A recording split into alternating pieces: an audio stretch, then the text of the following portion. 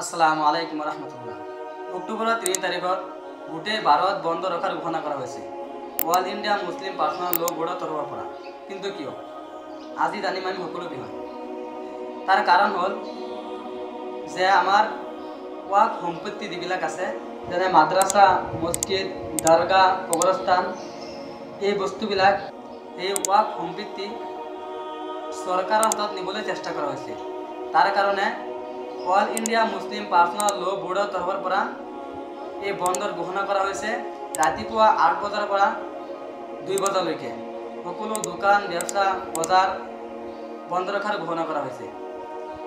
আৰু 3 তাৰিখত দিল্লীৰ যন্তৰ মন্তৰত এখন বিশেষ সভাৰ আয়োজন কৰিছে। আমি সকলোৱে তাত গৈ উপস্থিত হ'ম আৰু এই ভিডিঅ'টো সকলোৱে বেছিকৈ শ্বেয়াৰ কৰিব, যাতে আমাৰ সকলো মুছলিম ভাই বন্ধুসকলৰ ওচৰত গৈ পায়। সেইকাৰণে অনুৰোধ থাকিল। জয় হিন্দ।